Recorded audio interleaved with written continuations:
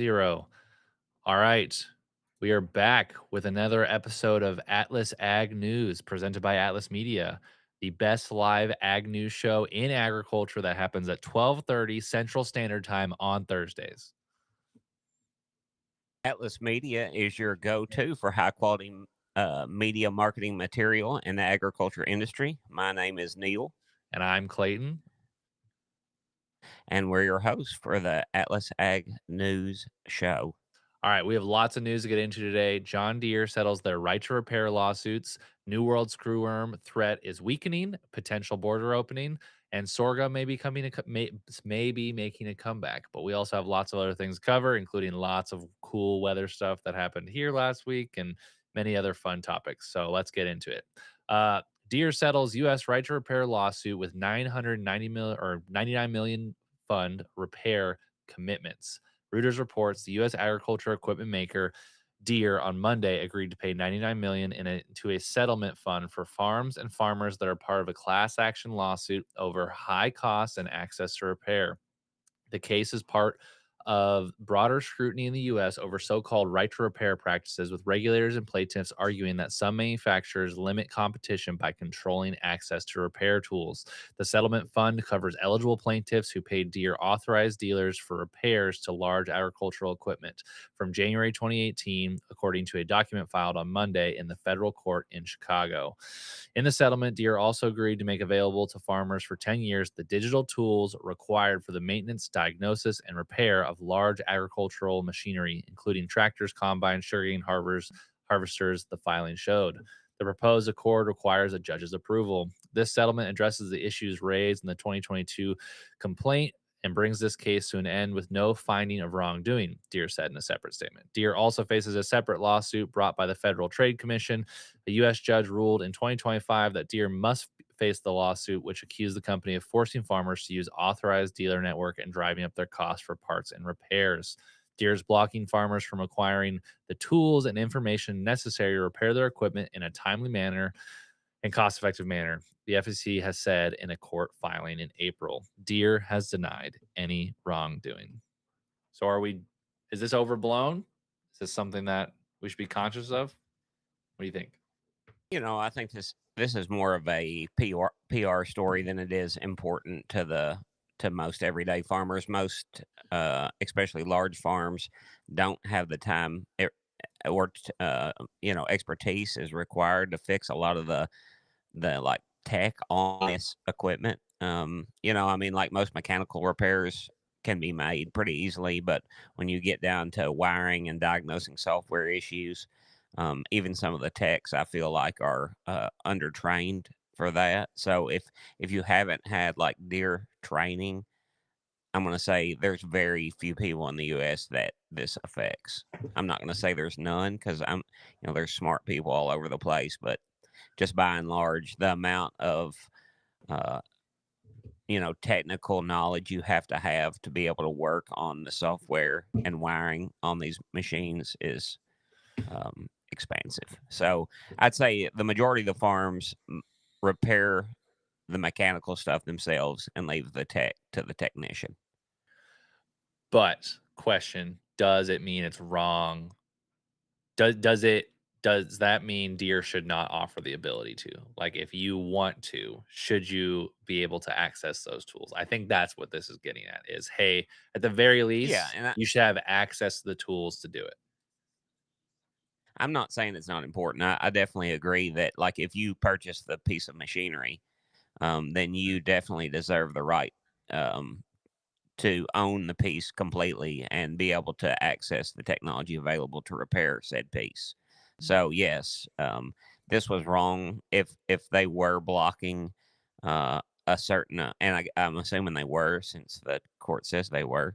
If they were blocking a portion of the growers or owners of the equipment from repairing it or allowing them to have the technology they needed to repair, then they absolutely should, you know, pay a fine for that and make sure it's available going forward for those people. Yeah, people do this happens in the automotive world too, just no one talks about it. I remember when I was a mechanic for an excavation company. We had a fleet of Fords, and to get the actual software to work on the Fords, it was like 10 grand, like 10,000, $15,000, somewhere around there. And that's how most of these repair diagnostic softwares are. They typically do get into that 5 to 10 to $15,000 range. So this is not a Deere exclusive thing. This is something that is happening across anyone who manufactures anything that needs to be repaired. I think Tesla has been facing some similar problems. I think people just like to go after, the big OEMs because they're hurting the American farmer. But in reality, this is an industry wide trend across all manufacturing. So, all right, U.S. considers phased Yeah. reopening of Mexico border for cattle trade. Clint Peck of Beef Magazine reports news should be coming down the pike very soon on whether U.S. officials will begin reopening the U.S. Mexico border to feeder cattle trade. U.S. Agriculture Secretary Brooke Rollins said at a March 28th meeting of the Texas and Southwestern Cattle Raisers Association in Fort Worth that a decision could be announced in the next 2 to 4 weeks. The devil's is in the details, exactly when and how and where. Rollins said the ongoing work by the U.S. Department of Agriculture to prevent the spread of the New World screwworm, including continuing efforts to ramp up sterile male fly production on both sides of the border, is progressing. She was steadfast that the U.S. Mexico border, which was closed to livestock imports in November 2024, should remain closed until the threat of New World screwworm in the U.S. is mitigated. As the border closure drags on, ranchers, stockers, and feeders in the Southwest are getting more and more impatient to normalize the cattle trade. A plus 90-year legacy between producers on both sides of the border, but beyond the rancher to rancher relationships, the structure of the region's cattle business is at stake. Feedlot owners and grazers in the U.S. have expressed that they sorely need a pipeline of Mexican cattle to help run their operations at optimum capacity. The shortage of native feeder cattle in the neck of the woods has been exacerbated by the well documented decline in beef cattle numbers in North America. I don't know enough about cattle to really comment on this effectively, but I do know that there's been an extensive relationship, across the border over the years. And if the ranchers are saying, look, that we need access to Mexican cattle, I can certainly believe it. And I mean, we have continued to see like dwindling cattle numbers in the U.S. And I've heard a lot of just the local guys say it's very difficult to source, uh, calves to get on their lot. And a lot of them are running below capacity just because they don't have access to enough cows to get them to what they can normally produce. So, which causes a rise in price at the grocery store. So, Yeah. um, I think that the rise in price is good for the producer. Even if they can't operate at capacity, they're still able to sell at a profitable level. And some of that is due to not oversupplying the market. But it does hurt you know, I, I'm sure it does. They want to be at full capacity, and then the person buying the produce at the grocery store is having to pay more. So Yeah. Yep. And I think we don't have it in here, but the rise of GLP-1s has been increasing protein consumption pretty drastically because people are eating less carbs and more nutrient dense food, which is typically meat. So pork and chicken are still relatively affordable, but beef is the stuff. I mean, I would way rather have a steak over pork or chicken any day of the week. And I think this supply constraint is one of the things that it does highlight a big difference between, I think, the commodity market that is, grains, and the commodity market that is live animals. Like, there is a very clear, hey, maybe right now there's a fix that could help solve the problem in like a year or 2 years. But the cattle market, because it is literally live animals, just there is a lag to it. Like, even if something happens tomorrow, it's gonna take probably an extra 6 months compared to the commodity market for us to feel that price in the food, system. So I do feel for anyone in the grocery store. I buy a quarter cow every year, and we're pricing out this year's, and it's like, "Oh, wow, this is gonna be significantly more expensive than it was last time," which makes us think, "Should we do this in the first place?" But then also I'm like, "Does this mean the people we're buying this from are actually getting the money they deserve finally?" And also, how are inputs matching that now? That's the classic in the row crop world, like, are inputs matching you know, the actual commodity price, and they're fluctuating, things like this. Does it do it in the cattle market? I don't really know. So so, All right, Yeah, I farm. think. Oh, y- keep going. Oh, I was just going to say, I think it's definitely the inputs, just inflation and just across the board input prices definitely affecting cattle producers too, not only grain producers. All right. Farm Bureau survey finds fertilizer concerns run deep for U.S. farmers.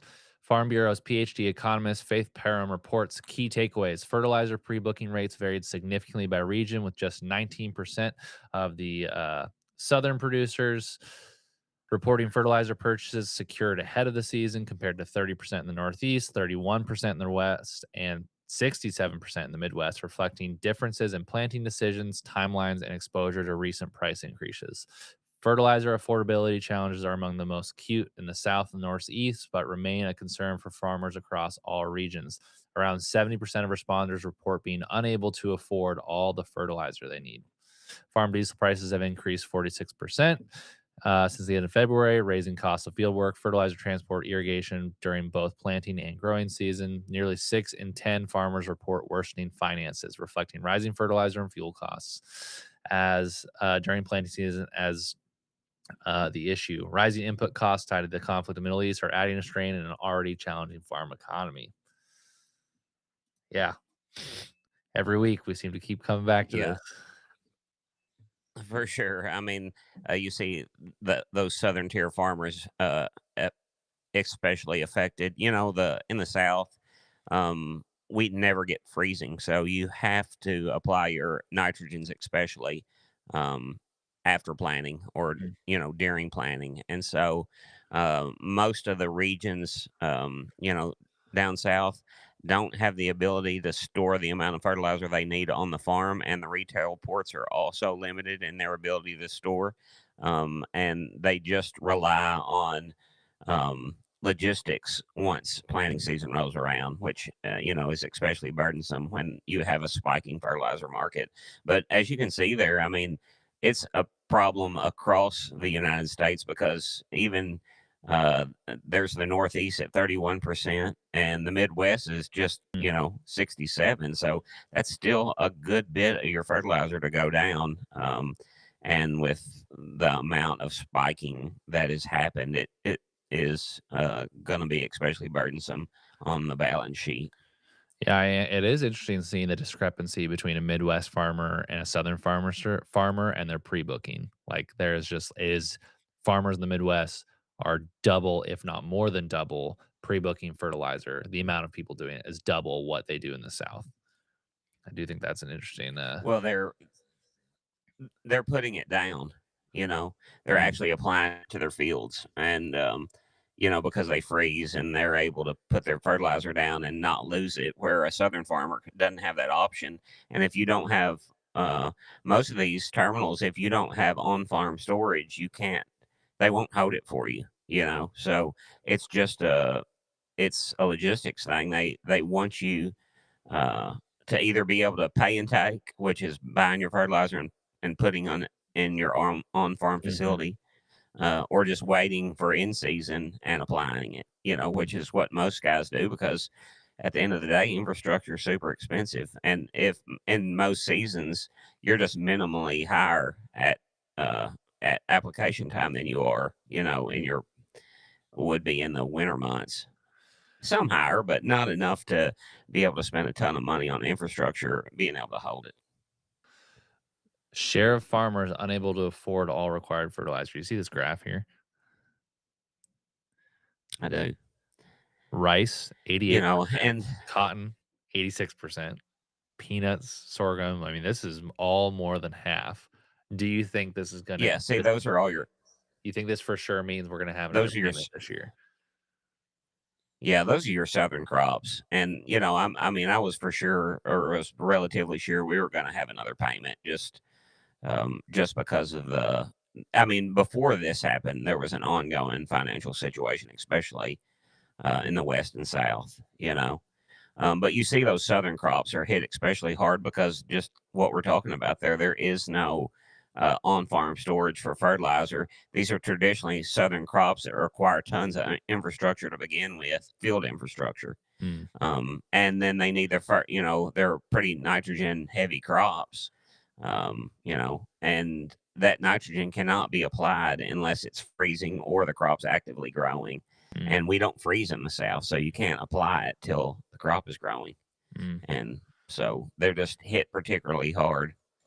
Tons of infrastructure in their fields to grow that said crop, um, but not any on farm stores to store the fertilizer that they need to grow the crop. So, do you think this repositions the statement that was made at the White House a few weeks ago that farm income will be up 20% or is going to be up 20%? Like, do we think that's actually true, or is this all just going to like wash out? Like, I feel like that, we have seen the grain markets rally, so we'll definitely have an increase in sales um, just due to overall prices of commodities being higher. Now, if that translate to profit, I'd say that's yet to be seen. mm, Um, they're going to have to go significantly higher from here uh, in relationship to mm, fertilizer to increase balance sheets. I'd say positively 20%. We'll definitely see an increase in over in in overall sales. mm, But will we see an increase in profit? I would say that yet to be determined. mm. Continued dry weather, though, will, it's going to positively affect the grain market. And if You you should look at the drought Come to Iowa and monitor, tell me about continually dry weather right now. yeah, I mean, but you look at the southern plains and the coastal bend and the East Coast, they're burning up. Mm. Yeah, we'll see what happens. Everyone said this is going to be the year we're going to go up again. It's going to be great. I'll believe it when I see it. All right. USDA seeks farmer input in fertilizer price collusion probe.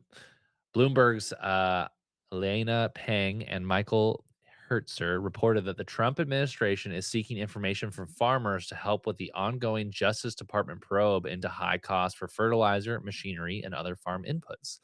The U.S. Department of Agriculture Deputy Secretary Stephen Vaden said he met with officials at the Justice Department, the Federal Trade Commission, to discuss the lines of inquiry and knows that farmers have a lot of information that might be relevant to these investigators. Pang and Hertz reported the Department of Justice investigating whether fertilizer producers colluded to raise prices. We need farmers to help provide us with the information on the confidential basis so that they can help inform the investigations that are ongoing. The fertilizer industry has faced scrutiny as only a handful of producers account for most of the U.S. supply of crop nutrients, and prices have never fully cooled after Russia's invasion of Ukraine in 2022 upset supplies. The administration has tried to tamp down production costs for farmers, a key voting bloc that is largely backing President Donald Trump, even as his trade policies have hurt crop prices and restricted some fertilizer imports. The war on Iran has sent fertilizer prices surging even farther. U.S. Deputy Secretary again calls out fertilizer company. Chris Clayton with Progressive Farmer reported the USDA Deputy Secretary has continued his criticisms about concentration in the fertilizer industry, calling out the Mosaic Company for announcing it will close phosphorus mines in Brazil. Vaden raised broader concerns about market concentration, noting a small number of companies dominate key fertilizer segments. Yep, yep, yep. Vaden added, at a time when everyone is saying we need more supplies, why would they cut supply? They're playing games. He suggested the actions could be aimed at tightening supply and supporting profit margins, raising questions about whether current pricing reflects true market competition. Stephen Vaden is a bulldog, and I truly believe that he has our best interest at heart. I think they're limited in what they can do. A lot of these companies aren't American companies, Yeah. and there's not a lot we can do until we're producing our own fertilizer. Um, I think they're definitely price gouging. That they are not. They're taking that stance where there's an emergency and they're just taking advantage of that emergency. A lot of the fertilizer that were going to be used on the fields this spring were already in place, and but they have the ability because they own it to go ahead and add an additional profit margin to it based upon Mm, what they see is like you know a shortage to come. So it's just, it's basically um, taking advantage of the producer. I did see where they made a statement and said that American producer is paying substantially less than the worldwide market, but who knows Mhm. if that's true or not? I mean, it's very difficult for us to determine, how another country is positioned in relationship to Yeah. Oh, inputs versus the commodity. So, I mean, they can make the statement that doesn't make it true.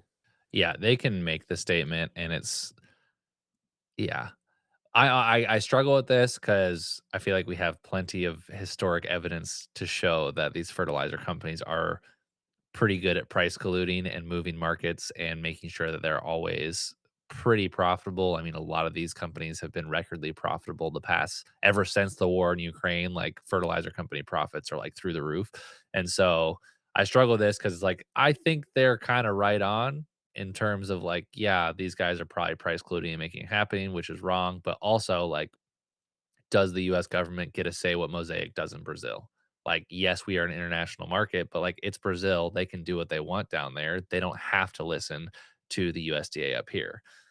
So we'll see if anything happens. I like we're still too dependent on them. We don't have any independent companies or fertilizer sources in the US that we can live without. Like if we want to keep using fertilizer, we need these companies to be in existence. And I hate saying that. I hate saying we need these companies because I actually don't think we need a lot of them. But the larger ag economy would not do well if we ripped fertilizer out of the market tomorrow. It would not be good at all. Maybe in 5 years it'd be good. Yeah, yeah. I think it would just be one of those things that over the course of time, we would work its way through, and it would probably be, overall market benefit because there would Mhm. be less commodity available. Um, I I mean, it's one of those things where unless we open our own minds, it's gonna be very difficult to control what those foreign companies are doing and how they're, pricing their product. Yep. There is some steps we can take. It's limited what we can do. Yeah, and we're so regulated, especially in the mining industry when it comes to stuff like there has to Yeah. be high level government uh intervention to make it easy for these mines to open because there isn't a lot of incentive for them to open anything in the US. Like it's not very appealing to do a lot of new business in the US unless you're in the technology industry or really buddy buddy with some people in government. Like there's just not, if you're Mosaic, you're like, hey, we're going to sell probably a crap ton of fertilizer in Brazil down the road. We could just shutter this mine and open it later. And also they can, kind of move markets and things like that. So supply and demand, there is a demand for it and there is a supply. And if you have all the supply and you want to cut it off, and jack up prices like on the worldwide stage, who's going to stop you? So, Yeah, and that's what they think, and that's what they're doing. yeah. All right. JBS reaches deal with the U.S. meatpacking workers who went on strike. Um, Reuters also reported JBS employees ratified a 2-year labor agreement with the world's largest meat packer after a 3-week strike disrupted operations at a massive beef processing plant in Greeley, Colorado. The company and the union representing the workers said the agreement announced on Sunday will allow JBS to resume normal operations at the plant at a time when beef prices have set record highs due to strong demand from consumers and historically low cattle supplies. JBS and the United Food and Commercial Workers Local 7 union resumed negotiations last week after nearly 3,800 employees went on strike to press for higher wages and to halt company charges for replacing protective equipment. The union said it was the first time the U.S. meatpacking workers had gone on strike in 4 decades. The strike worked, Kim Cordova, president of UFCW Local 7, said on Monday. The agreement secures wage increases over the next 2 years that were about 33% higher than JB offered in a pre-strike offer, according to the union. The deal also protects workers from having to pay for personal protective equipment and safeguards them against increases in healthcare costs, the union said. JBS said the deal was within the economic framework the company presented the union months ago, though the union chose to reallocate pension contributions to wages. The strike at Greeley could have been avoided, JPS said. The meatpacker was pleased with the deal, but expressed disappointment that UFCW Local 7 leadership chose to eliminate the historic pension benefit that was part of the national agreement negotiated last year in partnership with UFCW International, according to the statement. As of the part of the deal with workers in Greeley, the union will be withdrawing 7 unfair labor practice charges against JBS, the company said. Beef prices set record this year after nation's cattle inventory dropped to a 75-year low. Scarce supplies forced meat packers to pay more for cattle to slaughter, even as processors benefited from the soaring prices. Ranchers delivered cattle to other JBS plants during the strike at Greeley. Good old labor disputes. I mean, like, I have trouble feeling sorry for the, Packers. I feel like Yeah, that, no sympathy. the people that are actually working at the plants, I feel like they haven't been, fairly compensated, and so, I mean, I'm glad that the deal got done for those guys. They probably deserve more than they're getting. Yeah, These Packers are much like the fertilizer suppliers where they're extremely profitable. They take a lot of the margin out of the market away from the farmer and that person that's actually doing the slaughtering of the cattle mm, and keep it for themselves and their stockholders. yeah, and they I act like mean, the I guess mob. that's the They right to do. absolutely act like the mob. Just the stories you hear, you're like, Yeah, "Oh, they these do. the fertilizer I, companies, some of the input companies, and the packers act like mobsters, and they treat other people that way. It's a real thing. I've heard so many horror stories, like, too many. Yeah, I don't know if I've ever heard a positive story come out, especially from the Packers. I mean, if you talk to the cattle producers, they absolutely despise them. The people that yeah. work alongside in supporting industries say those people are very difficult to work with. They strong arm you. Their I mean, when employees you kinda have hate that them type of usually. money, yeah, the employees feel like they're, treated unfairly and paid, unfairly, based upon the amount of work they do. So Mhm. just overall, a lot of trouble. But it's one of those deals where when you hold all the money and all the power, you can do what you want, I think more importantly, unfortunately. they own the distribution. Like, even if you're a feedlot, like, feedlots are you typically making more than the cow calf guy because they have a little bit more market control. But the deal with the Packers is that they control end distribution for like 80-90% of the cattle market. So that just gives them so much pricing control, but also you kind of have this like, I don't care if you're a feedlot, I still at the end of the day, like I'm in charge here. Cow calf guys, I'm in charge here because your product doesn't get to market without us. And we've regulated small lockers out of existence and made it so hard to compete or start new ventures. I do believe there's legislation coming down the pipeline to help ease some of that, but it's just like there's just a lot going on there that makes it so hard for anyone who's not at the scale of Tyson or JBS or Smithfield to compete. And it just, yeah. Sorry, Packers, no sympathy. You need more competition. So, For sure, and I do know from the state of Kentucky that has put an emphasis on trying to get small family owned meat processing facilities open and running.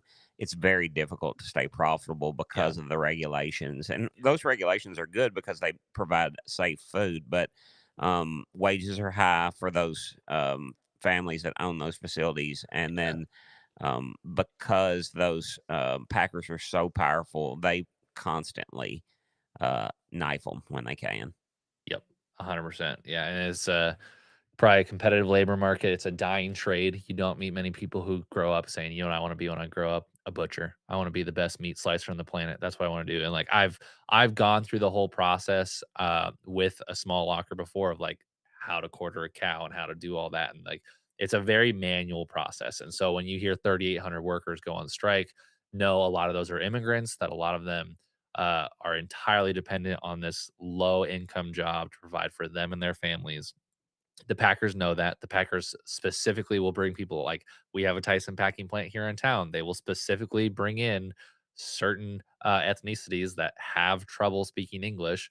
And there's some sick labor practices that I don't know how they've survived in the US for so long, but it's one of those things. The only people you can get to do those jobs are immigrants. They're high skill jobs, they're hard jobs. It's a whole thing. So don't care. I do think this is an interesting discussion we could talk about when it comes to unionized labor in the United States, because like there's a long history in agriculture of unions and big companies fighting. Like I know Deere's union contract, at least here in town, is going to come up for grabs in the next 7 or 8 months, something like that. And then a lot of international harvesters' big troubles before they, went under and sold was all because they also at the same time had this massive long labor dispute. So take care of your people and they will take care of you. Don't take care of your people and they will revolt.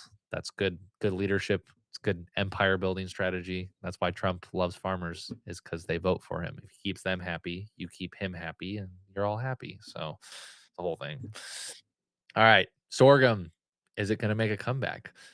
John Duff at the Kansas Farmer Report: sorghum has always been positioned as a crop that fits where others struggle. That framing has served it well on the production side, but it has limited how people think about its role in food.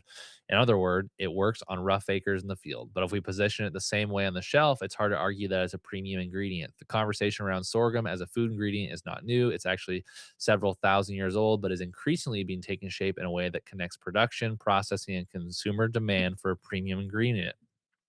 For a long time, the message leaned heavily on attributes like gluten free, non GMO, ancient grain, or sustainable ingredient. Those features still matter, but they aren't enough to move volume on their own. The food industry doesn't buy traits, it buys ingredients that can be used consistently at scale without disrupting existing manufacturing systems. That is where recent developments begin to matter. One of the most important steps forward in the introduction of ready to eat, individually packaged frozen sorghum in commercial channels. This isn't a niche product aimed at specialty retail. It's an ingredient designed to move directly into food service and packaged goods. Pop sorghum is another good example. It delivers similar eating experience to popcorn, but with a different nutritional profile. A recent products launch built entirely around this concept has drawn outside investment and media attention. This reflects how these products being positioned rather than relying on novelty alone. The nutritional case for sorghum is also becoming more defined. It contains fiber, including resistant starch, and random micronutrients, including iron and magnesium.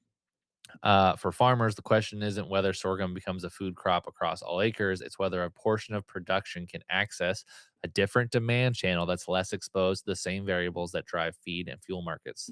That requires coordination across supply chain, including variety development, handling, and clear signals from end users. You used to farm some sorghum, right? Yeah, I did. And I occasionally grow it here when, you know, we get options to grow or contracts to grow when they have a market supply shock Mhm. in the deep south where it's a traditional crop. Um, there's always a little grown in our region, and then it goes to the plants around Alabama. You know, so we can easily move it down the river system. It's a pretty fairly popular crop here when the basis is high enough to grow it. The problem with sorghum is when you have the ability to produce corn at scale here, like in this region where we can grow really good corn crops, it's very hard for sorghum to compete Yeah. because people can just reduce fertilizer on corn, grow like a low cost corn crop, and still make more money than they could Yeah. with a good sorghum basis. Sorghum genetics haven't scaled like corn genetics have. You know, the crop that you can grow is very similar to the crop that we were growing here in the 80s and 90s. So, Mhm. you know, you're very limited by, I mean, practices have gotten better, but the genetics haven't. So, what was really good Milo in 1990 is still considered really good Milo today in 2026. Because of that, corn genetics have, you know, substantially gotten better. Plus, practices have gotten better. And because of that, you know, it's still more profitable to grow corn here in our region versus Milo. Yeah, all the money has been in corn and soybeans for the past, what, 20, 30 years. And so even you talk to guys who work in the wheat development world, they're just like, yeah, the budgets for us to develop new crops or do hybridization projects and do wheat breeding at scale is just so much lower than all the other crop budgets. I think sorghum's probably very similar. I do feel like I've been hearing more conversations about it. There's some guys here south of town that grow it for food plots and for baiting deer. So every once in a while, I just drive by and there's a sorghum plot, and I'm like, "What the heck is that thing doing here? That's weird. This is Iowa. We grow corn." Um, I think in the drier climates where people are going to continue to struggle to grow corn, specifically high plains, especially if wheat continues to struggle, it's going to just, yeah, it's going to be one of those things that might see more relevance. I was doing some research last night on the Land Institute because I've been looking into some perennial grains for perennial wheat. And I learned that the Land Institute is trying to develop a perennial sorghum. So it'll be an annual perennial crop. So every year you'll be able to harvest it. Pretty interesting stuff. I think there's a chance it could work. I am skeptical of perennial grains ever being able to replace annuals, but there is some really cool breeding work being done for sorghum and wheat in the perennial grain space. Basically, if you guys don't know, perennial, you'd be able to plant it once and harvest it multiple times over the years. There's a lot of good research going into that right now. So, yeah, I don't know. I'm always down for less corn and soybeans. You know me. So, Yeah, I mean, I think anytime we can have an additional crop, it's good. I also like that it's a non-GMO, crop. I know the Chinese really love milo, as an alternative feedstock. mm, And I think it'll be more and more popular here in the U.S. too as time goes on and people get even more cognizant of their diet than they already are. yeah. So, Yeah, I think that ancient grain marketing is gonna be really big in the next few years of like, this has come from 100 years old, or it's this ancient heritage crop and all these different things. Like, I think that marketing is gonna really start to hit in the next few years. I think the science eventually will win out where we're like, hey, there's good things we can do with genome sequencing and genetic modification that makes better, stronger, healthier, probably more nutritious crops over the long term. But for the time being, there's still kind of there's science scaredness when it comes to high level crop breeding. So if you can market any type of grain as, hey, it's more traditional, it's less intensive, it's less input intensive, consumers are going to get behind that. So a crop like Milo, where it's just like, yeah, you can kind of just like say that without having to do much because it's not a special crop in terms of breeding, genetics, GMO, things like that. Like it will help consumers and buyers feel more ready to use it. So all right, rate cuts. The rates are probably not getting cut. Hope fades as global tensions and inflation pressure rise. CoBank, a very large rural lender in the U.S., reported the U.S. economic outlook has shifted considerably in recent weeks, with a mix of geopolitical and economic factors, in virtually eliminating expectations for a Federal Reserve rate cut. Earlier expectations for 2 to 3 rate cuts in 2026 have now dropped to pretty much zero. Treasury yields have swung dramatically as investors react to fast changing headlines and mixed messaging. The Iran conflict is driving the most pricing action, sending 10-year yields from just under 4% to nearly 4.5% before settling around 4.4. Daily moves of 10 basis points, once unusual, have become routine as concerns about the duration, intensity, and cost of the conflict fuel uncertainty. Inflation is back top of mind issue for the Fed. The interest rates futures market has responded by all but pricing out any expectation of rates cuts for the future of the year, given the renewed inflation threat and higher projected deficits linked to war-related spending.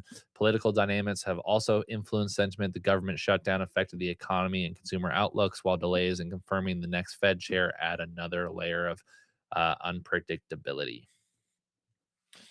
Yeah, I'm not surprised. I'm not surprised at all. no, I agree. I mean, I think, interest rates have, they've kept them relatively high just based off on inflation, and inflation hasn't corrected. It's probably actually gotten worse as time has gone, especially with the war happening. Where we're seeing commodity prices creep up. They're not just soaring up, but they're creeping up. Fuel has soared up. And those two things aren't really they aren't factored into overall inflation, but you've seen inflation go up significantly, uh, but food and fuel have gone up as well. Mhm. Um, and with those factors in place, I mean, I would be shocked if we saw interest rates lowered, just because if you were to lower them, I feel like inflation would go to the moon. Yeah, I used to feel like inflation wasn't actually as bad is what the news is saying. But then I just like started thinking about the conversations I have with other people, going to the grocery store, purchasing things. Like I think I've come to the realization like, oh, I maybe the US like you got two camps, you got people on one side saying the US economy is the best it's ever been, it's growing. And then you got the other side, it's like, yeah, people are really mad about food prices right now. And I'm starting to lean more towards the food prices side of like, yeah, like our food is a lot more expensive than it was a year ago. And now that I'm also paying that at the gas pump right now is creating a very large sentiment. It's like, oh yeah, there's no way. There's just no way. There was a part of me that's like, I was hoping for it. Uh, but yeah, this doesn't surprise me. This is something I honestly saw coming, given how much I know other people can't seem to stop spending money, which inflation happens when we keep spending more and more and more and more money. Uh, I know everyone that I am friends with is still spending as much as they were before, and most of their personal spending has not declined. If not, it's probably increased, which does not make inflation any easier when we all keep recirculating more and more and more money into the economy. So, any Something other not thoughts? easily fixed. No, Yeah, no. I mean, it's just not easily it's a not easily fixed problem, and I do feel like the American consumer's hurt, just overall, just because of the cost of goods, and it's been a problem since COVID. It's going to continue to be a problem. I mean, I don't think we'll be sitting here talking about this 10 years from now. We spent so much money. Yeah. The economy was so shuttered during COVID. They spent so much money trying to stimulate it. It's going to be a very difficult hole to climb out of. Yeah, yeah. I don't think we've fully grasped, but that the economic implications of this are gonna be very it's not the same, it's gonna be very similar to the FDR spending during the Great Depression. Like, I don't think we realize how much money has been pumped into the economy artificially by the government, and it will take so long for that to trickle back up. You cannot print more money. You just can't. Like that's not how. If you print money, it will lead to inflation. It's econ 101. Print the money and it will lead to inflation. And if you're a bad government, you start printing money again and it just gets worse and worse and worse and worse and worse. Like there are entire nations that have fallen because of that. So I take inflation pretty seriously, not in terms of it can't be fixed, but in terms of the answer cannot be giving people more money. Like that's my biggest concern with all these tax refunds. Is like, cool, more money that's going to get spent on more things and circulated, circulated, circulated. So maybe one day we'll pay off the nation's debt, or who knows? I don't know. I don't want to get into the massive scale of it. So Caterpillar is said to acquire autonomous tractor startup Monarch. We covered last week that Monarch went bankrupt, discussed a little bit why it went bankrupt and some of the issues that we thought, part of its like, adaptation into agriculture face and why it didn't come to market well. But apparently Caterpillar, maybe they're getting back in ag. So Rob Williams with the Seeking Alpha reports Caterpillar Inc. acquired agriculture technology startup Monarch Tractor. Bloomberg News reported Tuesday, citing people with familiar with the matter. The purchase marks a shift for the company that had struggled to scale its business. Monarch disclosed in a recent LinkedIn post that its technology had been purchased by a large equipment manufacturer, but did not name the buyer.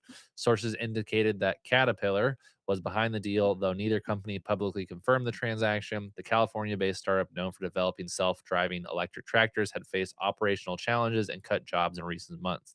In its statement, Monarch said it would pivot away from manufacturing complete vehicles and instead focusing on licensing its technology for use in tractors and other heavy equipment. Do we think Cat's going to get back in the ag game, or we think they just want all the sensors and technology stack? Yeah, that I don't think they're going to get back in the ag game. I think they left to begin with because the way they do their parts network is different in construction than it is in ag. In agriculture, farmers have a limited window, so they need their machines up and running. Caterpillar doesn't historically source or doesn't stock a lot of parts at dealers, and for them, agriculture was a burden because traditionally they would ship parts in from like a regional supply house that would get the parts to you within 72 hours, where ag producers want the parts that day or the next day. Mm, um, I think because of that, Caterpillar felt that was, cramping their style or whatever. They wanted out of ag. I do yeah. feel like this acquisition is more of, they work inside cities a lot. They Mm, do use a lot of dirt working equipment that would like, in a city, especially that, say, a California city that is very cognizant of diesel burn and stuff like Mm, that, if they had electric ability to power their equipment electrically, or the tractors that are pulling the dirt pans, that would be a bonus for them. And I feel like this company has worked hard at that. Cat is just like, "Hey, we'll take this technology and adapt it to our equipment, yeah, and, then we can be working inside the city, and, we can be saying our equipment's working here, with net zero emissions or whatever." yeah, yeah, I think Cat realized very early on I didn't say early on. I think Cat realized in the last 10 years of their agriculture ventures, it was like, "Hey, the profit margins long term are gonna be better in construction." Like, construction also has cycles very much like agriculture, but the pricing for equipment is much more, uh controllable in the construction space because you're bidding jobs and you can still bid, you know, more or less it is commoditized, but it's less so. You have maybe contractors in one region all bidding against each other, which does bring the price down. But more or less, if you're a contractor on the East Coast, you're not facing someone on the West Coast bidding that same job who's going to beat you on that same price. So you're able to set prices a lot easier than you would be, say, a farmer. And that allows you as a contractor to purchase more equipment, higher upkeep, or pay for the dealer upkeep, or just buy newer machinery more often, which is a totally different equipment landscape when it comes to the financing, the purchasing mindset, the parts network, the dealer support. So I think overall, Cat was very wise to get out of it. And I know the Cat dealers have slowly been divesting themselves away from any sort of ag relation that they still have. Because a lot of the ag Cat dealers did serve as either Kloss or Agco dealers, and a lot of them have been slowly pulling away because they know, hey, there's not enough profit in it for us. It's a different business model. It's a different mindset. There's only a handful, I think, still really trying to do both well.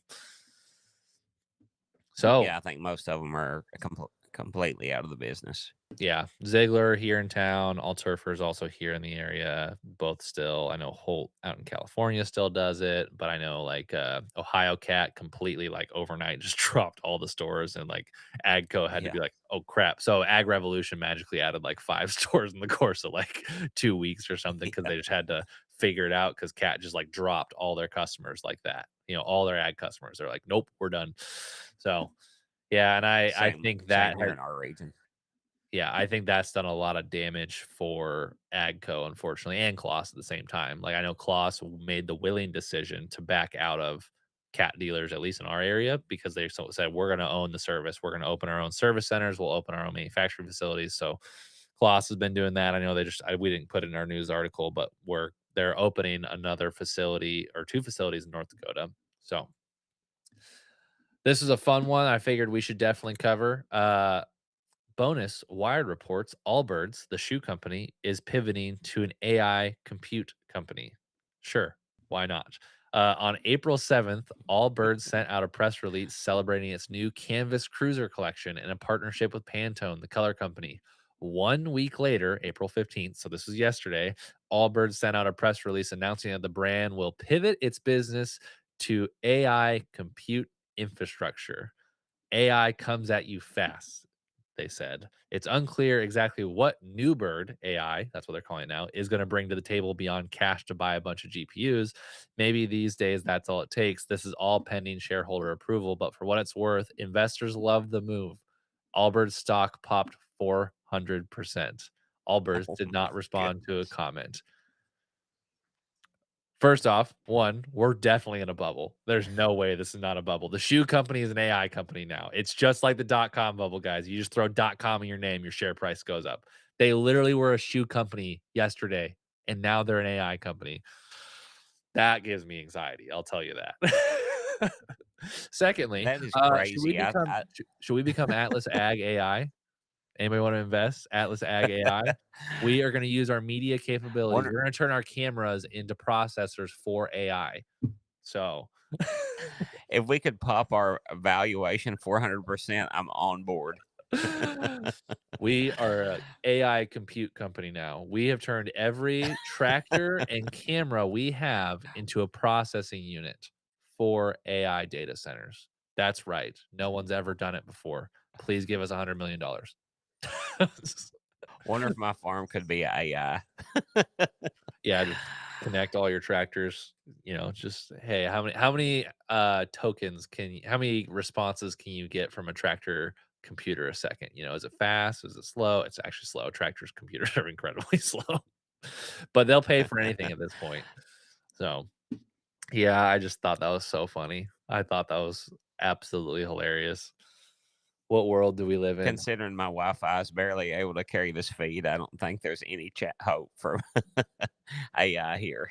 Don't say anything. Yesterday, they were a shoe company. Now they are a growing, burgeoning ag tech or a tech AI startup. That's all we have to do. All we have to do is just put in a press release saying, "Hey, we're gonna buy some GPUs and we're an AI company now." I bet you people will be throwing money at us.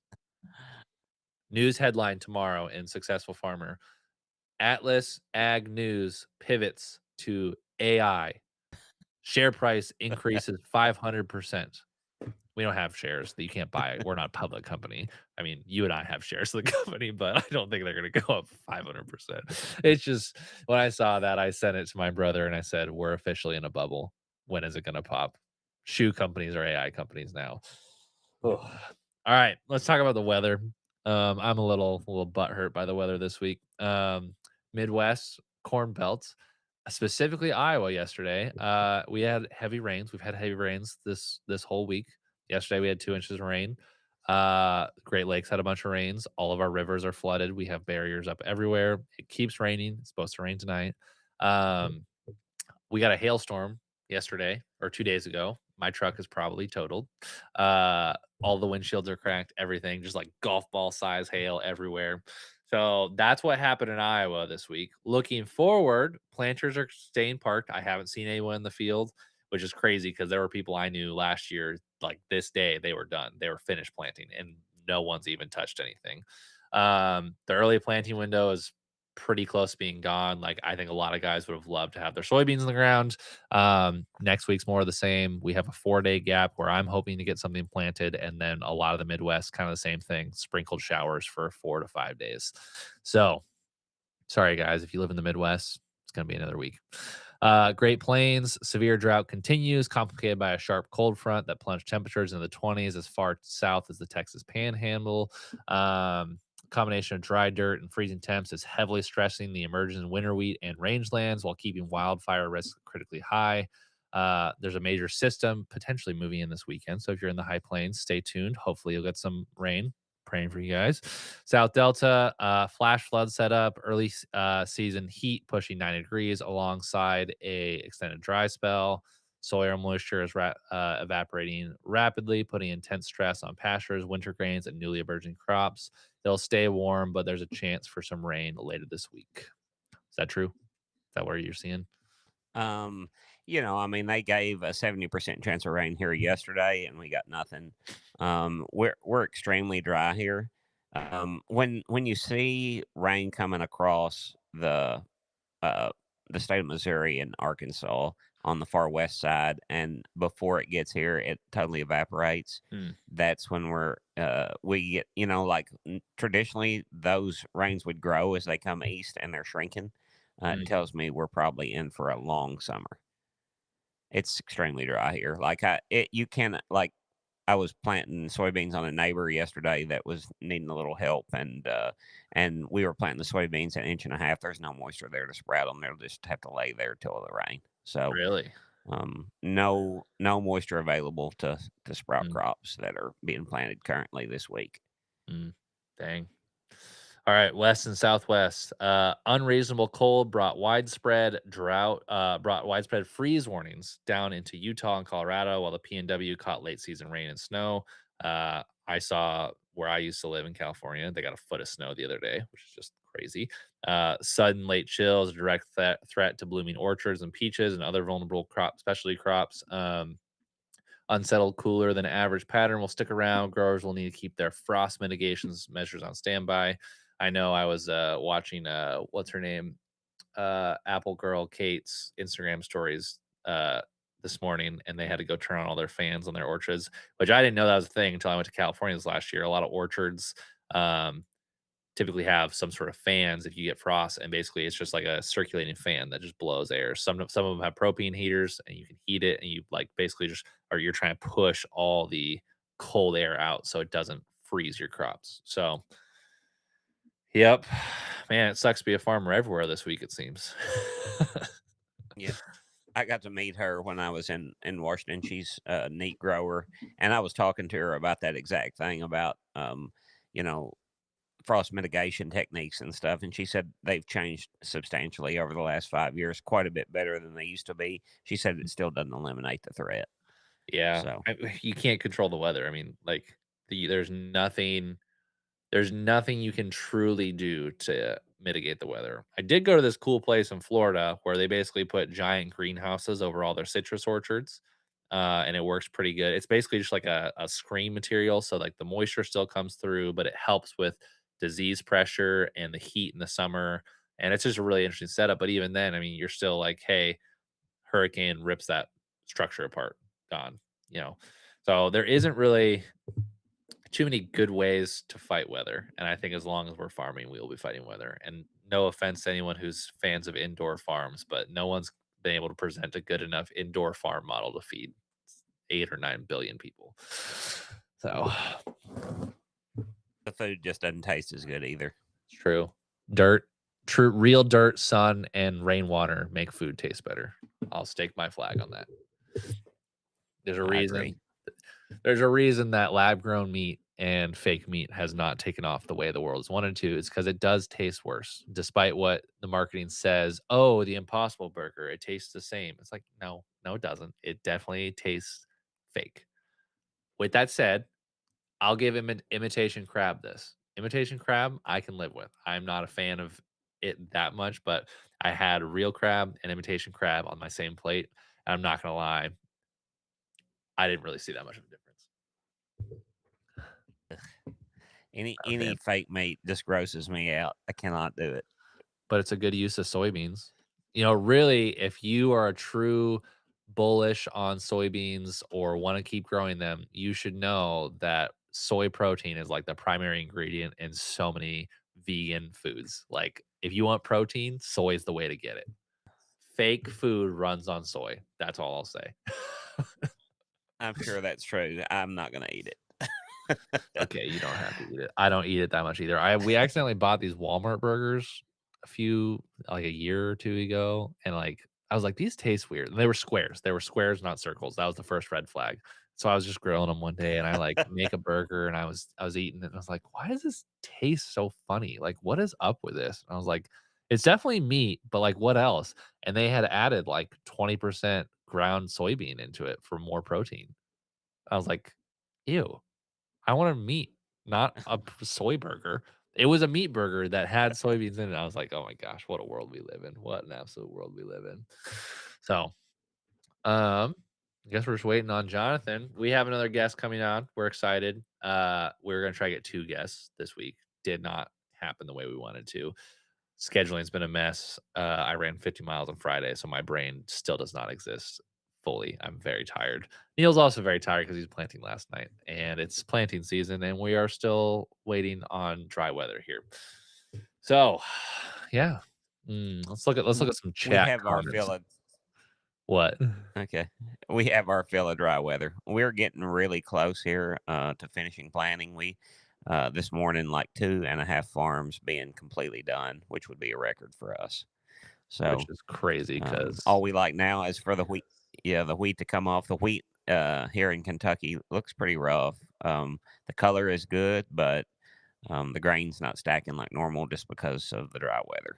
So, I'm gonna say we are gonna have extremely limited wheat crop without moisture. yeah, good old poverty grass. How's the ancient grains looking?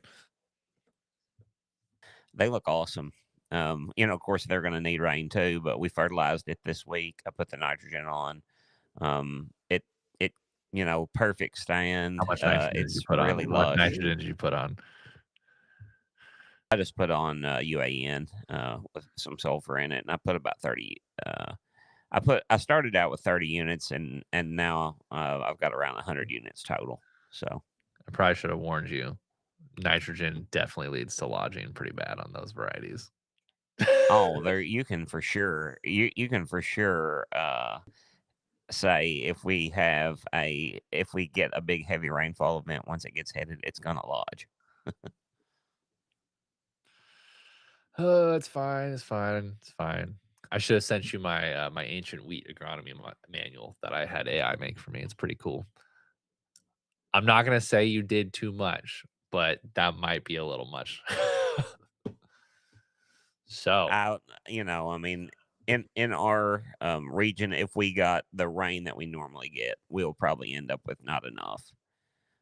Just that soil that we have it planted on historically leaches pretty bad. We're going to lose quite a bit of the nitrogen we applied if we get rains. If we didn't get rain, it won't lodge because there won't be enough moisture to get the plant big enough to lodge. So I feel like we'll be fine. if you say so, I'm gonna choose to believe you, but we'll see. We'll see. It's just a giant experiment. I got to keep reminding myself that giant experiment. Giant experiment. All right. Well, we have another guest joining us today.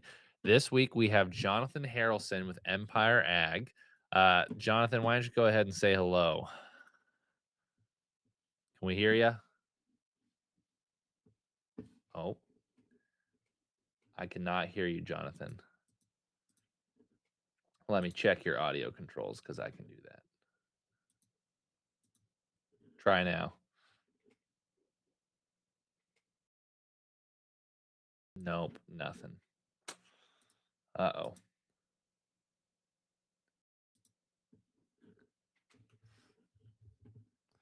Technical difficulties here at Atlas Ag Media Solutions. Don't worry, guys. We'll figure it out. Did you have any comments on the show while you're looking for? Yeah, we did. Mitchell's been watching. What's up, Mitchell?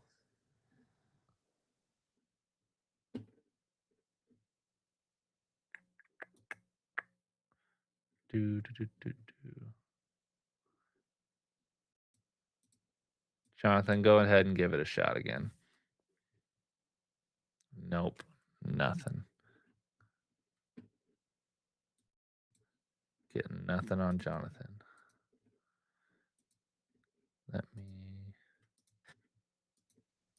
Clayton, is that better? There you go. He's alive. We found him. Yeah, Perfect. you're good. You're in. Congrats. You've made it on the show. We're here. Got it. Well, how's it going over in Texas? Hey, we're getting close to that summer, creeping in on us. It's getting warmer by the day. Nice. Yeah. So yeah, give us an introduction. Who are you, Jonathan? Tell us a little bit about yourself. Yeah, I'm Jonathan Harrelson. I grew up sixth generation in agriculture, farming and ranching. I broke out on my own, started my own farm about 2.5 hours away, and in that, ended up starting Empire Ag, and so, we have a row crop farm, we have cow calf operation, we run some stocker cattle, and then I have our consulting coaching arm, Empire Ag, um, and within that, we have a accounting firm and EA Capital, which we lend money to farmers, um, much like myself. Nice. Yeah. So, I mean, I wanted to hear your take on, we talk a lot about fertilizer and inputs and the state of the American ag economy on here. It seems like every single week that's at least one of our discussion topics. So, I want to know what you're seeing, just because you have a very broad scope in terms of what you see on a daily basis, but also like what are you what are you seeing guys do differently? What's working? What's not working? Like, I want to hear all that.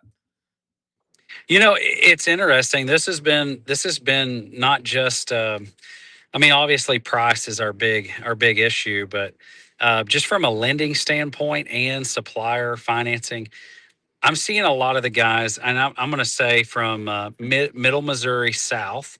There's a lot of guys that are cutting back on fertilizer. One, along the Mississippi, they're having to pay cash for it.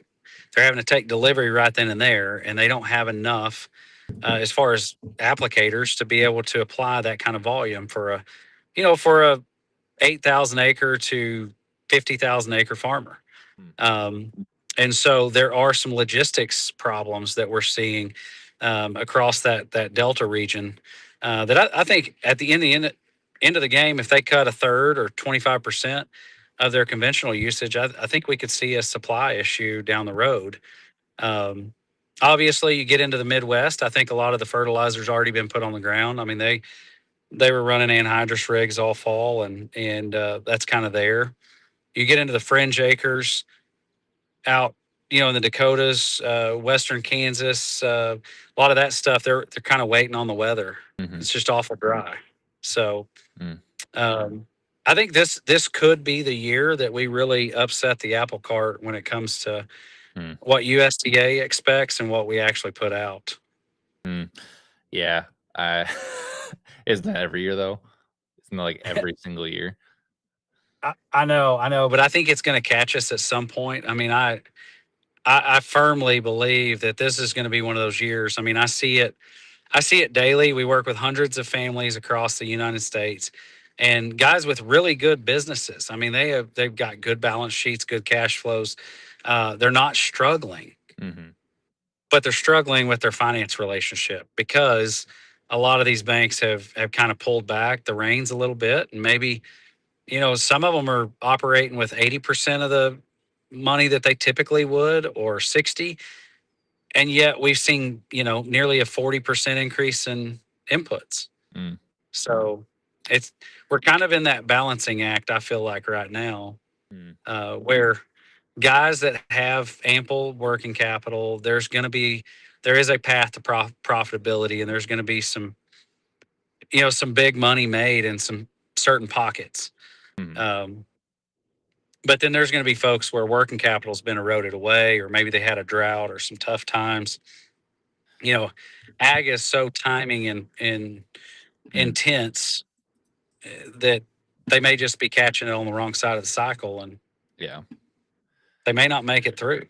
Yeah, we were going through the Farm Bureau just came out with a report this last week. They did a survey across all the states, and it was like more than 60% across the board for everything, especially the rice and cotton guys. Like they almost 80+% of the rice and cotton guys said, "Yep, we can't afford all the fertilizer we normally would." And then the list just like keeps going down, and then it stops at like 60%. So more than 60% nationwide average are saying, "Hey, we're not going to be able to afford our entire fertility plan this year." So yeah, I do think I think it does propose an interesting case though. How many people how many people are going to find out they're going to make maybe some more money because they're spending less in the first place? They're actually going to have a higher ROI.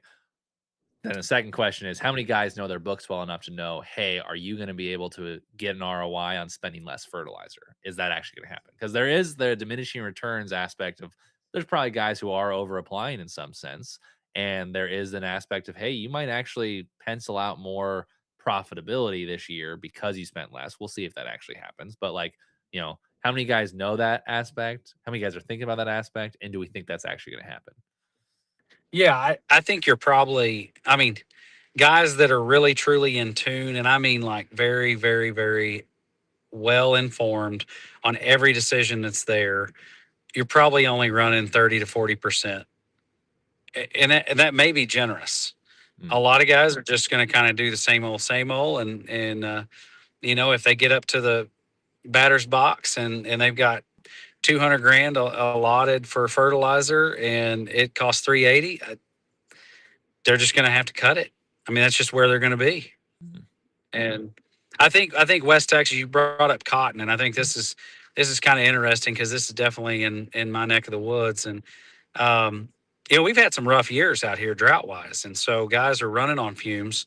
Um, a lot of them said if it didn't get to 80 cents, they would not plant cotton, just for sheer seed cost, all that good stuff. And here we are. It was 79 cents earlier this morning on the December board. We're getting close. It needs to be 80 cents or better. Um, but I'm like you. Everybody I've talked to, I think they're just going to put seed out, very minimal fertility, try to keep the weeds clean and just hope for the best. Yeah. And that's honest to goodness. I think that's going to happen in the cotton industry for sure. Mhm. Yeah, I every time I hear about how much it costs to grow cotton and like how I that's the one cotton and rice. I'm like, why are you guys still farming that? That sounds like a nightmare, like an absolute nightmare. But I mean, Absolutely. the question, especially with like, get to West Texas, like what else are you gonna grow there? Like what else is gonna be able to thrive in that climate? Not a lot. You guys, Yeah. Wheat, milo, cotton. I mean, that's pretty well it. yeah.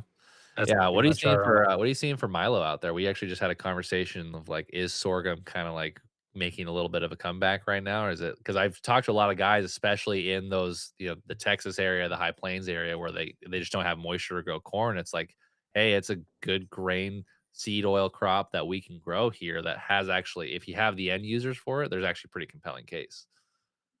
Yeah, when you get to looking at and not everywhere, but you get into West Texas and Kansas, and some spots out there where it's a little drier. You've got a lot of times you can get a positive basis on Milo. So like when you really get to dollaring it out, um, Milo kind of makes a little more sense in those western regions, especially when water's scarce, or maybe you're kind of staring at a La Nina area. Then maybe you make that decision.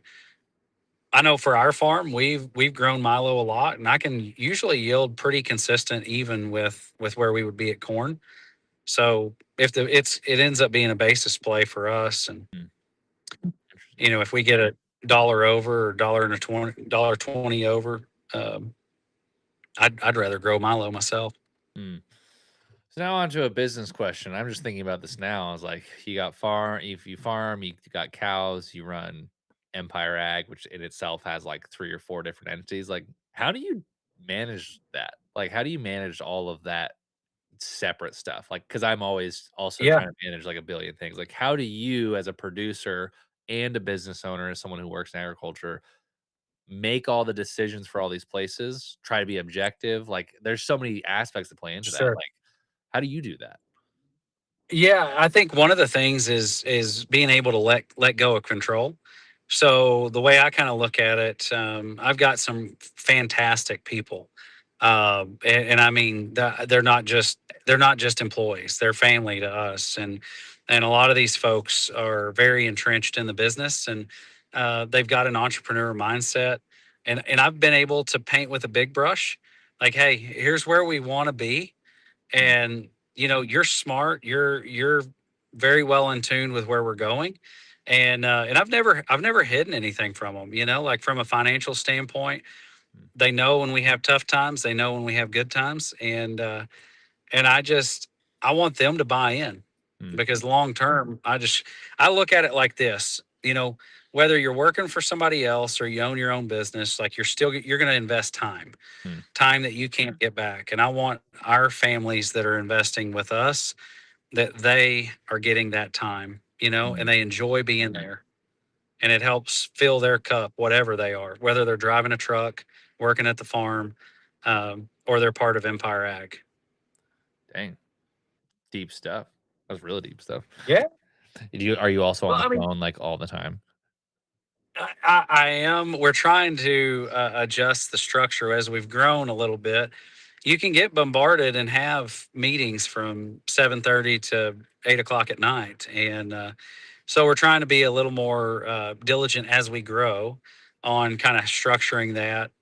I definitely think there is a work life balance that you've got to possess, or you'll just get burnt out. Yeah. And I want my clients to get the best part of me, not when I'm at my worst, because I'm burnt out and Mhm. worn down. Yeah. Yeah, I think Neil and I can feel that. I think we're both tired. Yeah, I didn't say I wasn't tired though. it's true. Hey, I would say, I fall asleep quick at night because try to make sure that I spent my energy well enough during the day that, like, I'm like, "All right, it's bedtime, like, let's go." As someone who has worked a desk job, like, I'd rather that feeling than, like, laying awake with my thoughts because 'cause I'm just like, "Ah, did I really get something done today? Was I productive today?" Like, every night, I'm like, "Yeah, I can use some sleep now." Sure. Yeah, I when like it that.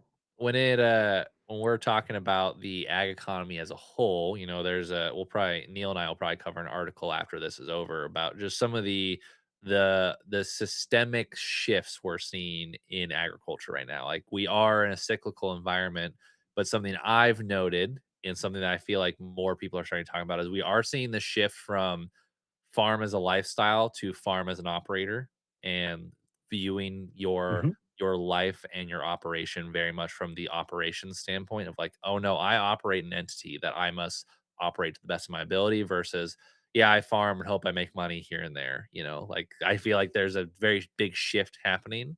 And I feel like we're starting to talk about that Absolutely. more as an industry. I would say for the last 10 years, like consolidation, and really you could go even further back, but consolidation's been the move in agriculture. And it's like if you could grow, 5 to 10% a year, you could cover up any mistake that you made from a management standpoint, a market, a drought, or anything that kind of came up that affected the farm. Mm, But I do see us shifting a little bit right now. Consolidation is not going to go away.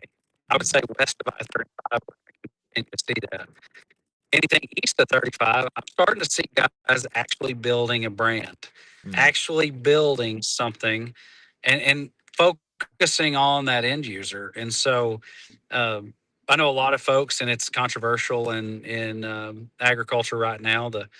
If you're farming 5,000 acres, you want to go to 8. And Mm, some of the guys are saying, "Hey, I'm good where I'm at, but I do mm, want to focus on the end user. I want to make sure that I have an impact mm. with them." And you start to all the hard things, the processing, the distribution, the logistics, like all of that, that's where the money's at. So I see the guys that are tackling some of those challenges. It is insane the money that's flowing back in their books. Yeah, I think the Farm Bureau did another study a few weeks ago, and it comes out every few years. But like the take home of a food dollar is about 12 cents for the farmer, and then the middlemen typically figure out someone in the middle manages to take the other 60-ish, and then the retailers figure out where to get the rest of it, you know? And if you look at all of history, you just follow the money, the middlemen always seem to be doing pretty good for themselves. And so the more I don't even see a thing as a value add product. I think even sometimes going direct to consumer might be an overstep. It's like, hey, what does it look like for you to like sell to someone who can package and distribute your thing versus, like, hey, rather than just being the I have the grain on site, hey, I have the grain and the mill on the site. Or hey, I can get you bulk semi-finished product. You take care of marketing and distribution, and you're going to pay me 40% over what you would if I just had some generic crop. Yeah, totally agree with that. I think that to me is going to be the big shift. And I think it gives a heck of an opportunity for young producers that are trying to get into agriculture and they're trying to look at it. It doesn't, like you said, it doesn't have to be farm to table. Yep. I mean, we always say we have to jump to that level, but I mean, I think you could do some of that. But you got to look at it and look at your Mhm. brand and really differentiate yourself, and not tear down others in the industry. I think that's always a misnomer that we've got to throw everybody under the bus because if you're a wheat, corn, and Milo producer in Western Kansas, like by all means, farm 30,000 acres. Like you can do it, and it's efficient, and you're the lowest cost producer right now. Yep. Like, don't hide from that. Yeah. Embrace it, and we gotta stop demonizing each other, in my opinion. Yeah, there's always gonna be the need for the 30,000 acre guy. Those words did just come out of my mouth, and I'm probably gonna eat them later. But there is benefits that come with scale that we must Yes. acknowledge as a nation with cheap food. We must acknowledge that. On the other side of that, specifically large producers need to be totally okay with the guy who maybe comes in with an investor or did start a direct to table business or whatever it may be, like, hey, they've got higher profit margins, which means they can show up and play the game too. And like we have to stop viewing it as you have to do X or you have to do Y. It's like, no, you can be either. We don't have to all go one route. There's so many different, ways we could take this thing. And like, whenever I'm thinking about what does it look like to capture more of the value chain? I'm always thinking, okay, step 1, grow the crop. Step 2, ship the crop somewhere, process it. Like you got 10, 15 steps here. If I captured half of those, I'm more profitable than every other neighbor. If I captured 80% of You, those, I'm living good. If I capture 100% of those, that's probably where I'm gonna have to start like really learning like the broader economy of marketing, distribution. Like there's so many things that come in there, but like you don't have people always, like you said, jump way to the end. Like I have to go straight to the person's front door. It's like talk to anyone who's done it. It's a lot of work. It is a lot of work. it What does it look is. like for you to own 30% of the value chain instead of 10% or 40, 50%? Like there is so much scale in there of capturing more value for your farm that we don't talk about. We just assume you must become direct to consumer. That's what you must do. It's like actually that's not Yeah, true. People like to shop at their grocery stores and they will for a long time. So how do we as producers say, where do I fit in? Where's my piece of the pie that I want? And maybe you don't need the whole piece of the pie. absolutely. I mean, I've looked at this with a couple clients. Like one in particular, they have a great brand. They've got a great social media presence. Like they have done good marketing, and they understand like what they require from themselves in the production side of it. Now, you may you could go do exactly what they're doing, but they've been doing this for 10 years. Mhm. So why not team up with them? And like you said, maybe you're able to collect 60%, 50%. Like you determine kind of where you want to fit in that value add.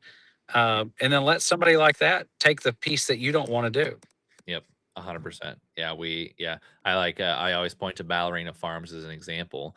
There was some controversy that came out a while ago, but big brand, I mean, millions of followers. I mean, she's done a heck of a job creating their company. Do you think all that stuff they sell online comes from their farm? Heck no. There's Exactly.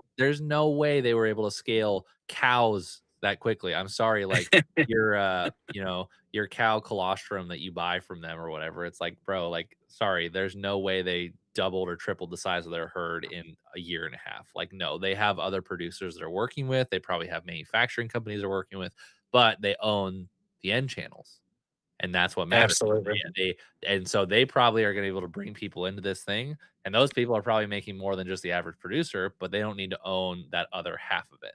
And so it's this really cool opportunity is like, hey, and there probably will be some more vertical integration at some point, but you can't grow a brand quickly and there's just not enough money to do that. You can't go straight from I have 1,000-acre farm where I grow X thing. I'm going to go sell all that 1,000 acres to someone next year. It's like, no, there's 5 to 7 years of development of your processes, the processing, the logistics, the distribution networks, the marketing. Like maybe you shouldn't jump into all that at once. And I think people need to open their mind to that. It's like there's a huge value chain here, and the processing is so often disconnected from the producer.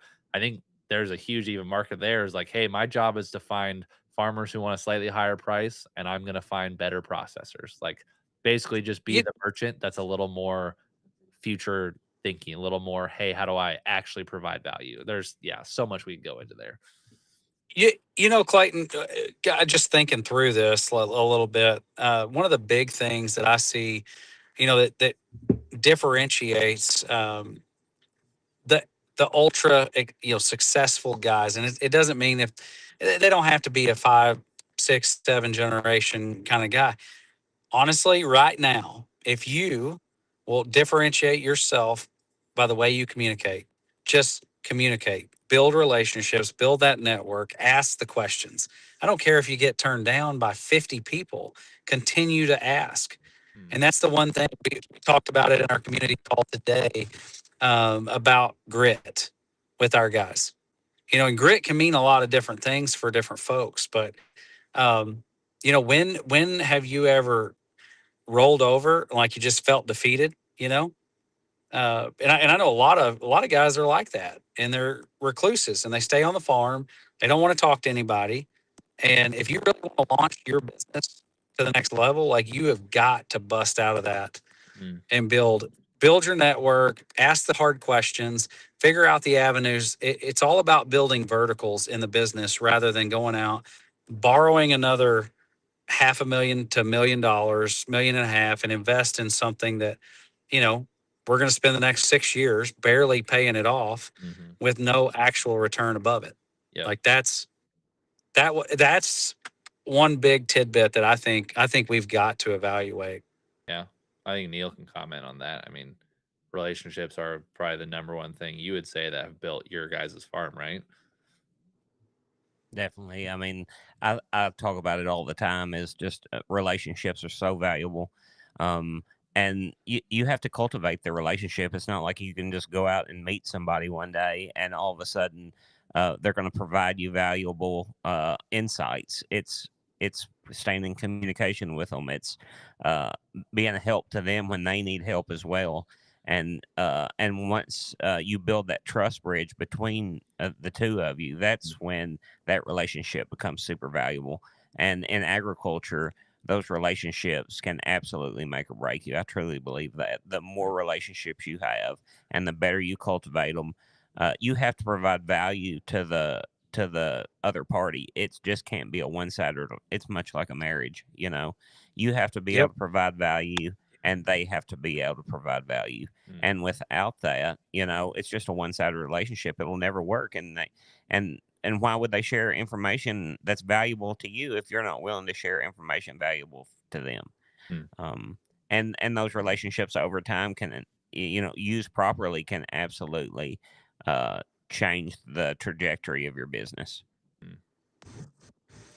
I know another thing that I think kind of goes along with that, Neil, is mindset. I mean, a lot of times we get stuck in that negative loop, and how many times have you gone to a farm meeting and about 60% of the guys in there, you'd have thought somebody shot their dog. I mean, they're just Yeah. negative about everything. And Yeah, and I think I the think way that absolutely go ahead.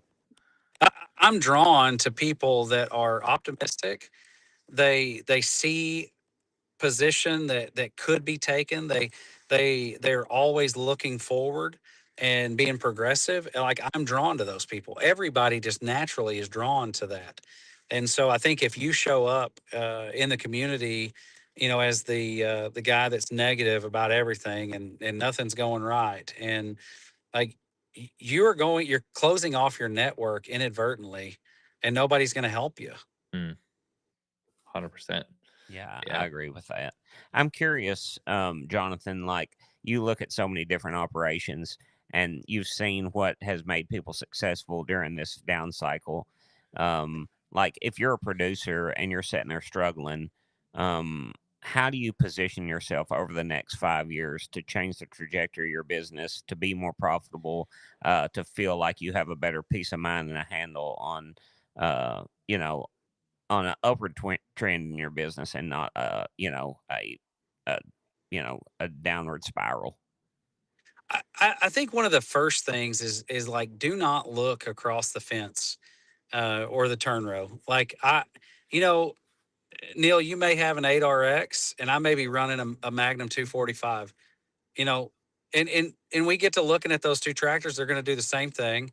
Um, I might have to be on it a little bit longer, but at the end of the day, like, we're sitting here, we're still, the ground's getting worked up. We're still planting corn.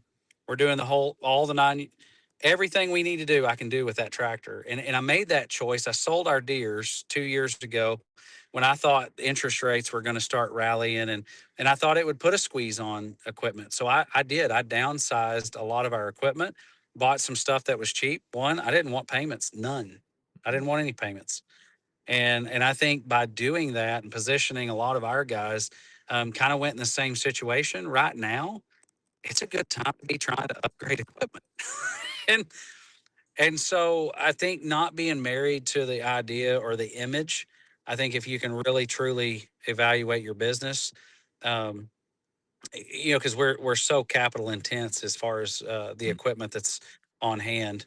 The one thing I don't scrimp on is combine. I think combine and sprayer, I'll spend money on those, but everything else I'm kind of running cheap right now, just because I want to be able to buy it 30 or 40% below the market right now. And I know this is a tough thing because one of my producers farms, over 30,000 acres. He has a brand new fleet. And guess what? His dollar cost per acre is cheaper than anybody that I work with. It's $40 an acre is what his payments are on brand new equipment all the way across. Mm. So I think you've really got to be objective in how you do it. But if you're going to farm, 1,500 to 3,000 acres, you don't have enough acres to average out the widgets across. So you've got to kind of really, really watch that and don't get in a trap. I see a lot of young guys that end up, you know, they feel like they've gotten to the big boy party, and so it's like I got to buy whatever so I look like the guy next door. And I think if you can kind of evaluate that, the other thing is I think we're at a pivotal point where let's just say you're struggling right now. I think it's time that you really evaluate what your finance agreements are. Like, what do you have? What debt do you have? How can we streamline it? And then the one thing that I have my guys is we're looking at every angle that we can create cash flow with the verticals. So, like, I don't want you to have to go out and borrow another $500,000 to go create an extra $40,000 this year. I want you to be able to create more cash flow with kind of what we have, whatever the ecosystem is, and some of it may be outside of agriculture, Mhm. but it's still going to help the farm as we move forward. Yeah. 100. Yeah. So I you're talking about leveraging equipment or knowledge for resource or for capital. Yeah. I think one of the things that we take for granted is, one, to run a farm ranch. We deal with things that other businesses never get to. I mean, like just the weather woes, navigating markets. I mean, everything that's outside of the turn row or the fence row that affects our business. If you take the skill level that you have and you were able to start something else that was a cash flow intense business, the sky's the limit. And I've seen several farmers along the way that have done that. And they've used the farm as the vehicle to borrow the cash or whatever the case may be, because, you know, I mean, let's face it, the average person doesn't have the asset uh, value that we have in agriculture. I mean, there's just so much money wrapped up in land and equipment, cattle, you name it. We have a lot of borrowing power there that we may or may not be using adequately. Mm. Yep. 100% agree. Yeah, I've always said, you know, half the farms in the country could go start an excavation company tomorrow and spend $0. They've already got the trucks, they've already got the dump trucks, they probably have an old excavator laying around, they might have a bulldozer, they could have a backhoe. Like, you tomorrow at 25 with the old crappy farm excavator and dump trailer could go start a business that it would take a guy in their mid 30s couple years to build up the down payment for. Like, there's that Exactly. aspect, as someone who is coming from this outside, like, I have a huge problem when I go into lenders because I'm young and I have very little assets other than my home and my depreciating vehicles. Like, that's it. That's all we really have when I go into a lending office to ask to borrow money. And so, like you're saying, like, hey, you have this massive thing that even a fraction of it is still a lot more lending power than a lot of other people have. And if you can run a business like a farm, who knows what you could do running something else. And so, yeah, I totally agree. And also just utilizing, like you're saying, like, there's so many things that exist already that you're already paying for. Like, you talk to people Hmm. in Europe or New Zealand or things, like, their equipment utilization and uptime is so much higher in the US. Like, they don't just have a tractor laying around. Like, the idea of like an auger tractor, or like, oh yeah, like that's just the one we use to piddle around. We need things like that's not a mindset like people in other countries have. Like, don't let equipment just sit there. Like, you own it, it's going to keep depreciating every year. Yeah, you're not putting hours on it, but it's like equipment uptime, utilization that could be making you money, or depreciating asset that just ticks away because you only use it 100 hours a year. And now you are 5 years later and you have this low hour tractor, but it's out of date. It's 10 years old. Like, cool. Still a 10-year-old tractor. So I 100% agree with you. Like, that's, yeah. I wish I saw more of that. Yeah, I think it's been fun to watch some of the guys really get creative. I think this downturn's been kind of, I mean, just with expenses going up like they have, they're starting to figure it out, and I think this has kind of prompted our topic of grit today on our Thursday morning call. There's times where you got to do things you didn't necessarily set out to do, but I've also seen like the ingenuity, the creativeness that shows up in these times. Like to me, it's kind of fun. It's kind of fun to see what's out there and what creative thing you can come up with, and then kind of setting some numbers. Being objective about like realistically, hey, can I take this and create an extra 100 grand? Maybe, you know. But if you set those lofty goals, you need to back all the way down, and really set something that you've got to chew that elephant one bite at a time. You can't just jump in there and think, man, we're going to make $500,000 doing this. Mm, There's a system to get there, and if you'll follow that, 9 times out of 10, success will be found. mm. Yeah, 100% feel you. Well, thanks for joining today, Jonathan. We're gonna wrap up the show here. If you want to find Jonathan, you can find him at, I believe your website is youragempire.com, right? Absolutely, yep. Yep.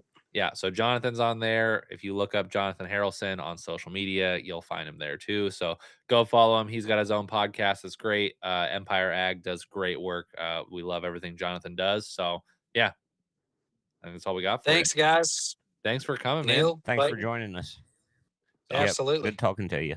All right. We'll Till see. next time, Jonathan. See ya. All right.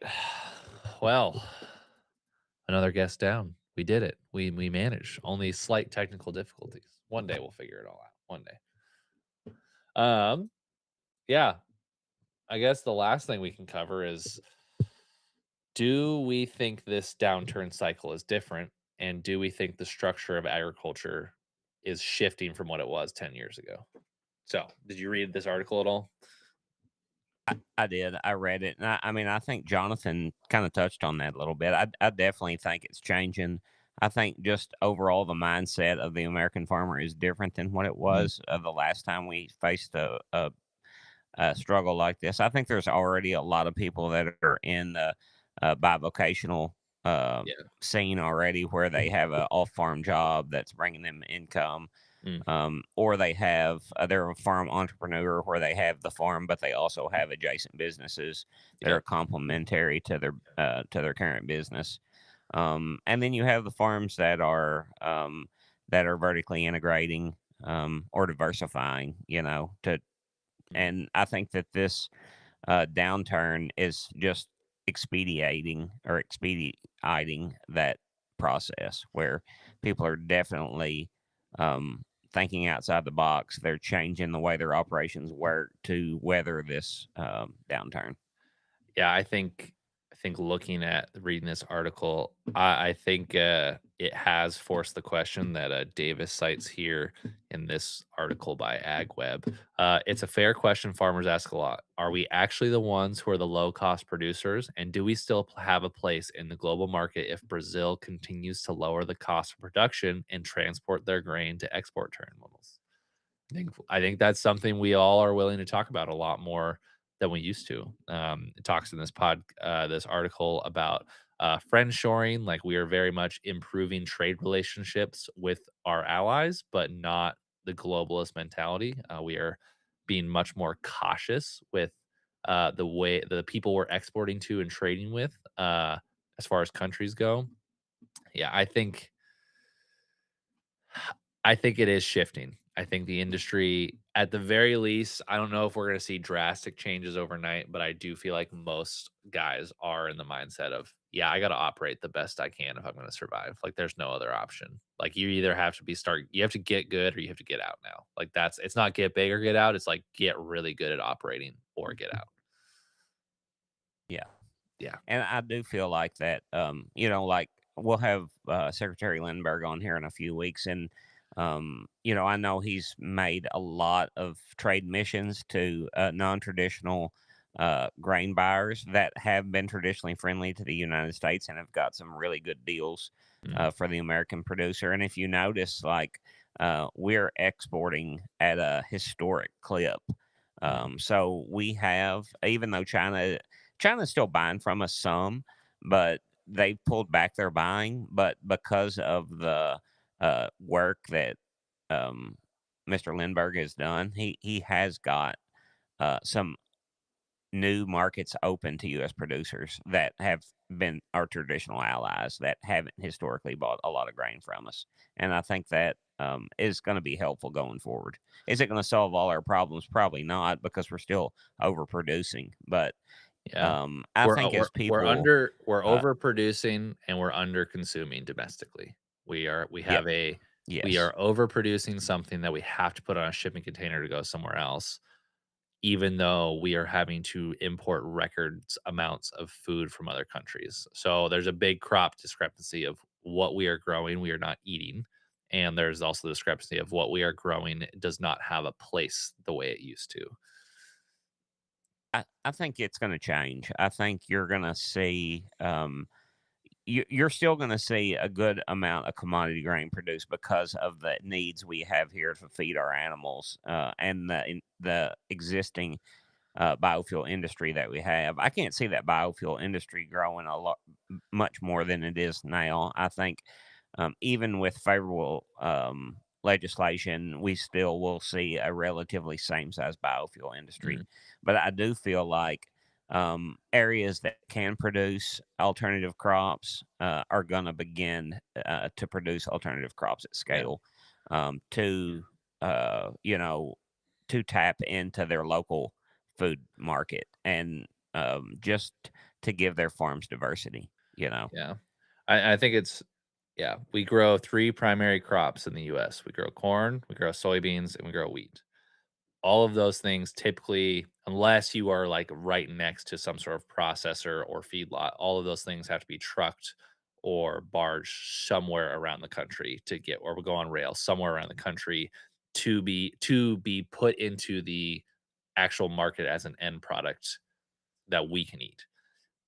That's why I'm very excited about wheat in particular because it's going to be the easiest to create a product that we could bring to market ourselves quickly over any of these other ones. Like, not that we couldn't do something with corn or soybeans, but if we're talking about a crop we know we can grow on the acres we have now and actually bring it to a local market, it's gonna be the fastest, and so then it's gonna open up we have to open up our minds as a whole, as an industry to say, "Hey, what else could grow on this ground that could potentially, should local processing pop up, be a place I could sell to?" We just don't have the infrastructure for that, Agriculture as a whole doesn't have a crop issue, we have a systems issue. Same thing. We don't actually have a food problem worldwide. We actually grow enough food for everyone. We just lack the systems to get the food where it needs to go to the people who actually want it. And so I think that will be the next great evolution in agriculture. And I'll stake a little flag on that for our last little bit here is like the next evolution in agriculture is probably going to be a systems evolution. Like there has to be some systemic system changes in our industry over the next 2 decades to support not only our country, but the world in a way that keeps us nutritious, fed, happy, hopefully just all good consumers, no world cataclysmic events that are going to ruin that. So 20 years, we need systems changes. No offense, ag tech. We need ag tech that helps with our systems, not that help us save 3 cents growing a bushel of corn. I So, do feel like AI will be a significant advantage in logistics to current systems, where yes. as they develop um, systems that are able to determine where logistic supply needs to be, Yes. the to be the most efficient, and also allowing farmers to see the untapped market that they have in their region if they were willing to look at a different type of crop. Yes. I think as that becomes more readily available, it's going to really help our current situation where it's positioning uh, certain crops, um, not not physically. It's just showing the producer where he can be most efficient, and once the producer realizes, hey, here's an opportunity for me, people are willing to adapt. They just need to feel confident that they can adapt without, uh, fear or financial loss. Yep. But for yeah, but for 99% of producers, they're not gonna be the ones to go out and create that market. So that one person has to be able to go and say, someone has to go and spearhead this, because the problem is the government says we want healthy food. The people say we want healthy food. The government's saying we're gonna make it easier to grow healthy food. The problem is we're still in an agriculture economy that says until the market is there and it's at least a little less risky, you know, I can't take that chance. There is no, there has to be a carrot and the stick from the government, and then there also has to be the front runners who said, "Yep, I did it and it worked." So now other people do it. We have to, we're monkeys. We have to see what other people do for us to do it. Monkey see, monkey do, then maybe. But like I think a great example is like your greenhouses. Like you want to do these greenhouses, but unless the government's going to help pay for them, like that's just a capital expense that doesn't make sense on tight financial years. Like unless there's some sort of grant program or some way to help these things get along, most people are never going to take the risk. So Yeah, and I think that'll come again. We had the opportunity, um, and then it got doused. But I feel like that, those opportunities will arise again, especially as the populations put more pressure on the government to supply or to bring about a healthier product that is more locally sourced to their market. yeah, but that won't happen while we're at war because we gotta spend trillions on war right now, not on food. So backseat conversation until we figure that all out. Okay. All right. That's That's all we probably got true. for you guys this week. Thank you for joining into the Atlas Ag News Show. Once again, brought to you by Atlas Media. You can find this podcast or this live show anywhere you find podcasts. So basically, Apple, YouTube, and Spotify. Share with your friends. We enjoy making it. We're continuing to try to improve it every single week. Yeah. Let us know what you think. Leave comments on Spotify or on YouTube. Love having you guys.